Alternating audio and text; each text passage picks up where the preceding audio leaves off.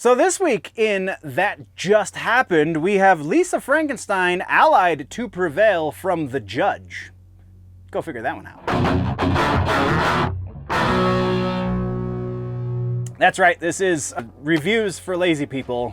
That's kind of the premise for the show. So this week, things that happened actually since the last time we did a That Just Happened episode, we have...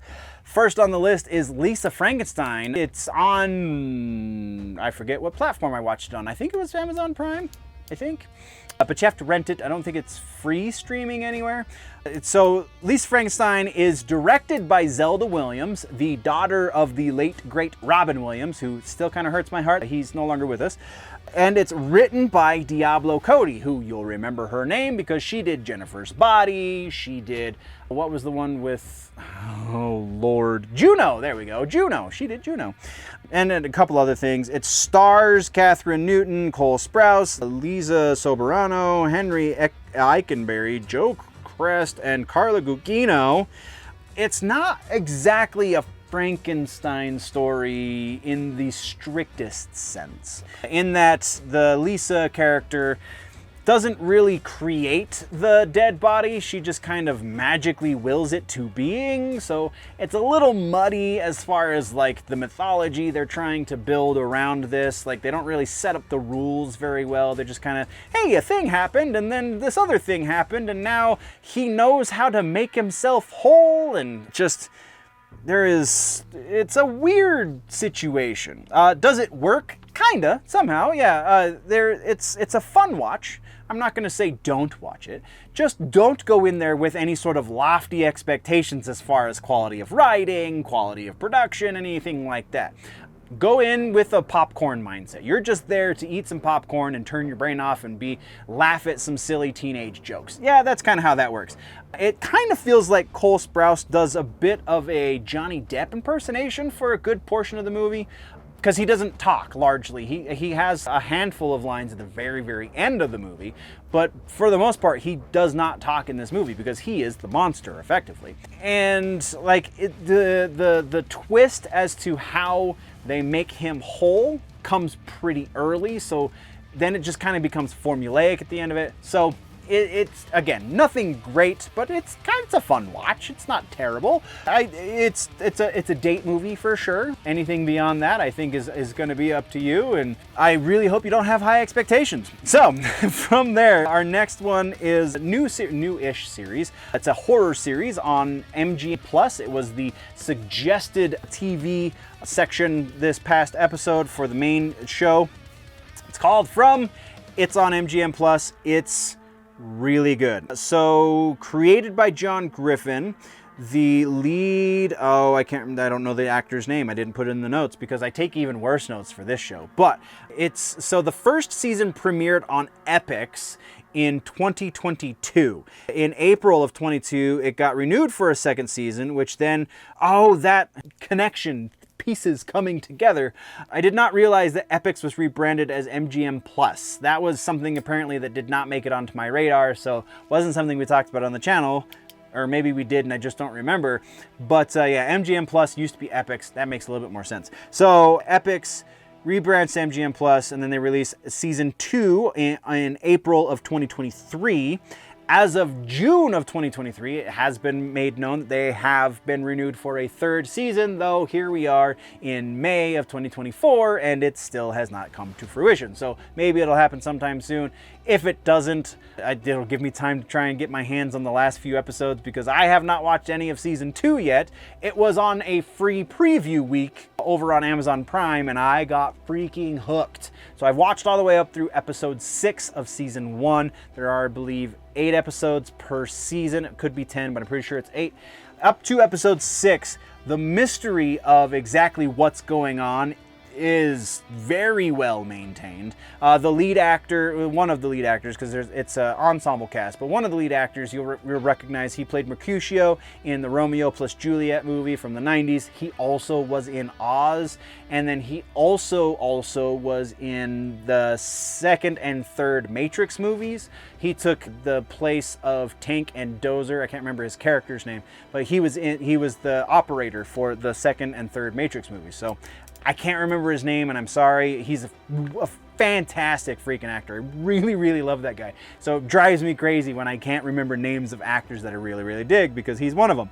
So, from very gory. This is a streaming, mature rated series. So streaming meaning the episode lengths can kind of be whatever they are, and the language is rather harsh. The gore factor is pretty high. There's violence. This is definitely a horror show through and through, but man, is it well done. Really stupidly well done, like just so good. If you have MGM Plus, formerly Epix, then absolutely you should be watching this. If you have perhaps other means to get your hands on TV shows, yeah, definitely do that as well, because I mean, it's hard to like encourage such behavior, but I mean, it's one of the lesser streamers, so who's going to want to pay? I mean, maybe pay for a month. Pay for a month and you can watch both seasons in a week's time. So yeah, go for that. It's like $6 a month or something like that. So that's a meaningful way to do it. If you don't want to go for the whole download situation, just do it through your Amazon Prime, because that's one of the ones that everybody has. And that's an option as well. But wow, this show, I just cannot it's good and creepy. Like the tension is very well established throughout. You get enough history to keep you intrigued of this little town, but not enough history to really explain the big mystery of what's going on. And I'm not going to tell you the big mystery, because that'll give away a lot of the fun of the series. But yeah, just incredibly well done. Go check out From over on MGM Plus. Our next one, this one is honestly just because I just watched it, and I like to talk about things regardless of how old, if I really enjoyed them here on this show. So the name of the movie is called The Judge. It's on Netflix right now. It is from 2014, but the ensemble in this cast is enormous. You have Robert Downey Jr., you have Vincent D'Onofrio, you have Billy Bob Thornton, Robert Duvall is freaking amazing in this.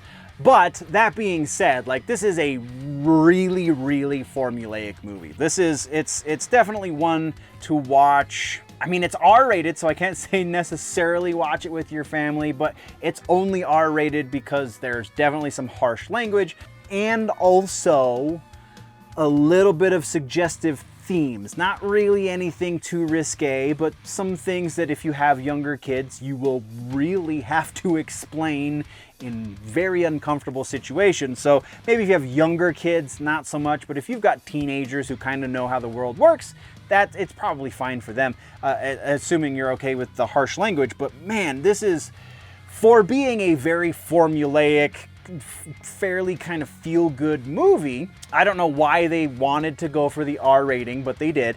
And had they gone for the PG-13 rating, I feel like it would have gotten a lot more recognition for what it is.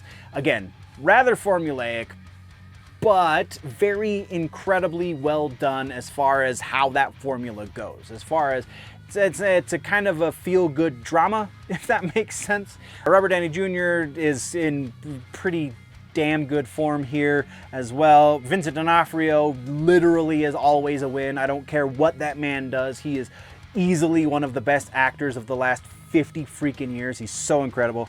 And he does a hell of a lot with the very small part he has in this movie. So yeah, it is worth a watch. If you have Netflix, please watch something of this quality rather than something that we're not going to mention. But again, it's not going to change your mind about cinema. It's definitely not going to change the way you think about anyone in your family necessarily. It's just a really well done movie. So The Judge is definitely a good recommend. Next, also a little bit on the older side, we have a movie over on Pluto, I'm pretty sure is where I watched this one, so it's free regardless of who you are, because Pluto's free for everyone, but it's called Allied. This features Brad Pitt and, there it is. This one features Brad Pitt and Marion Cotillard in the lead roles. Also has Lizzie Kaplan playing Brad Pitt's sister, which is fairly noteworthy, but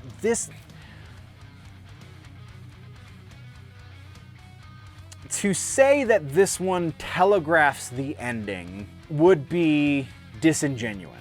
But that being said, you'll figure it out before they spell it out for you. And they do spell it out for you before they get to the actual proper reveal. It's still getting to the point of what exactly they're doing at the end of the movie is earned. Even if you can see it coming, they still earn your respect once you get there. It's a World War II movie. It's very much a fictional World War II movie, but it's still World War II, so you know kind of the time frame. Brad Pitt is an engineer, no, he's a pilot, rather. Sorry. It's been a couple of days. A lot of things have happened. Forgot where I was going, but he's a pilot, and Marion Cotillard is his connection in Casablanca. So there's a really interesting like cinema connection there, and it's really, really beautifully done. Cinematography is kind of fantastic, I'm not gonna lie, even though it's not anything that distracts, like, oh my god, the beauty of this or the realism here, X, Y, and Z, never distracts from the story they're telling you. So overall, just a really great watch. Allied over on Pluto TV is worth your time. That's definitely going to be a recommend. And then let's talk a little bit about music, because that also happened since we last spoke. I went and saw Slaughter to Prevail and Kubla Khan. I think I might still have bruises. You can kind of see it there. We got so this one's kind of gone away. My back's healed at this point, but Kubla Khan and Slaughter to Prevail. So I've listened to a bit of Kubla Khan, not really extensively gone into their back catalog or anything, but they at once surprised me in a good way and also kind of in a not so great way. The good way is that they're pretty freaking brutal. I wouldn't necessarily say that subgenre wise they're the same as Slaughter to Prevail. So Slaughter to Prevail being deathcore, they're kind of, there's a split in the deathcore community right now as far as like the different feels for that subgenre. Slaughter to Prevail versus Lorna Shore, they're kind of the flag bearers of the two subsections of deathcore. Kubla Khan does not fit into either of those categories. Kubla Khan is more of a hardcore band, very brutal hardcore, but hardcore nonetheless. Not a whole lot of technicality to their play, which is kind of why I was like, oh, I was expecting a little bit more, because I've only heard, like I said, a handful of songs. So I kind of knew what I was expecting, but I thought maybe those were just the not throwaway. Those are the breakdown songs. Those are the songs that they did because they wanted to put just a crushing song. But the next song that's on the record, but I haven't heard, I was thinking maybe there was some solo work there, but not so much. There is a little bit of solo work, but really they are just a blunt instrument just pummeling you the whole time. Not that there's anything wrong with that. That is absolutely what it is, though. And that pit was decent. Like I definitely enjoyed myself kind of throwing down in the Kubla Khan mosh pit. But when Slaughter to Prevail hit the stage, this is the biggest venue I've seen Slaughter to Prevail at. So that's kind of noteworthy in and of itself, because also this is the first time I've seen Slaughter to Prevail now 3 times. This is the first of those 3 times that they have been playing with anyone else on the bill, so that's noteworthy as well. But this is the first time in a long time that I've been in a mosh pit and I have legitimately worried for my safety. So that's noteworthy. The last time was Slipknot show when I did probably 15 years ago. It takes a lot for me to really worry about I might get hurt in this pit. And the Slaughter to Prevail pit was one that I was afraid I might get hurt in. Which, again, not necessarily a bad thing. Kind of should be expected when you're going to a show like that. And, alright, so last time we talked about Slaughter to Prevail live, I had a couple of complaints because they are playing to tracks. There are a couple of vocal things that go on that Alex does very well live, but there are some pre-recorded intro to Viking, which I thought was kind of unnecessary because there's nothing really vocally challenging about that necessarily, but that might be a timing thing. And then there's some dual vocals that are very obviously him doing one part and then he pre-recorded the other one, possibly in the studio, I don't know, that play. So he's doing the guttural and then there's a high that plays over the top of it, which all relatively normal things when it comes to playing with a track. And not necessarily detrimental should they lose the computer. They're not going to lose the show because of those vocal things. But, Slaughter to Prevail, all right, so I mentioned a moment ago that there's kind of this branching off in the deathcore like subgenre going on right now. So you have the blackened deathcore, you have the technical deathcore, I guess is kind of where that is. Blackened is a little more appropriate because of the operatic elements in Lorna Shore. And then you've got a large swath of bands that are also kind of fitting that very similar sound. And I would even go so far as to include like Whitechapel, even though their new sound is a little bit departure from deathcore as a genre. Still kind of fit with the same crowd of the blackened, kind of more technical side of things. But then you have this more blunt forced trauma situation going on with the Slaughter to Prevail side. I haven't heard a whole lot of other bands that I would qualify as a deathcore band that are going for that similar sound as Slaughter to Prevail. There are definitely some of them out there, but just not. More of them want to be the technical side of the death, and less of them want to be the more breakdowning side of the death, or riff down, I guess is the new terminology. So that kind of, I wanted them to stay on the technical side of things, but they lost the guitar player that was doing those things. So the two times that before this that I saw them, they've been solo guitar, and I take that back. The first time there was only the one guitar player, and then they picked up Jack from England, and now Jack is the other guitar player, but there is no real lead player in Slaughter to Prevail these days. Both guitar players are basically doing the same thing. Sometimes they hit some harmonies, really it's just there to fill out the sound to make it that much more brutal, because Alex is one to really go after the brutal sound, right? It's so brutal, that's why I love deathcore, because it's brutal! So that's a little disheartening, just because I prefer the more technical blackened sound that most of the other deathcore bands go for. But it's not killing anything for me. I still really dig Slaughter to Prevail. But when they play those older songs that they had the other lead guitar player for, they are playing to a track. And that kind of still really hurts my soul, man. I feel like they have new material. They played 3 new songs. I think that's counting Viking. So 2 songs that haven't gotten, actually no, I take that back. The 666 song just got released onto Liquid Metal. So if you have Sirius XM, you've heard it at this point. But before I was at the show, these other 2 songs had not been played anywhere. I'd never heard them, and there's a lot of the more riffy groove side of things, the riff down, if you will, as Tank the Tech refers to it, which I'd never heard that terminology before Tank the Tech. But either way, super groovy, very crushing and heavy, and I dig it, but not a lot of the technicality that I really have come to expect out of the genre. So still great, still was a hell of an experience. I still definitely hold Slaughter to Prevail. Like I said, you have 2 camps in deathcore these days. One of them is Slaughter to Prevail, one of them is Lorna Shore, and everything else is just kind of sticking to one of those tent poles, really, or migrating off into other subgenres of the heaviness. And it was a hell of an experience. I will very likely be seeing Slaughter to Prevail sometime again in the future. I'm not going to be going to the Five Finger Death Punch and Marilyn Manson tour. I would love to see Manson again too, but I just don't know if I want to give my money to Five Finger Death Punch, even though I think they're very talented musicians. I just don't like the music they make, to a point.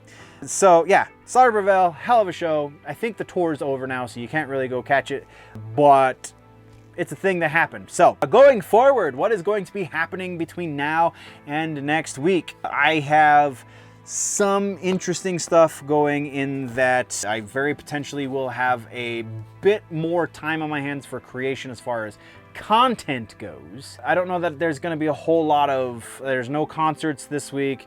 We have no releases that are really of note that are sticking out. So probably just some minor things for that just happened next time we speak, or we'll skip next week and go 2 weeks out again for that just happened and see what that brings us. Either way, kind of not much on the immediate bill going forward. But what about you? What do you have going on? What's just happened for you, or where are you planning on going? Are you going to go out and see some sort of live performance for music and such?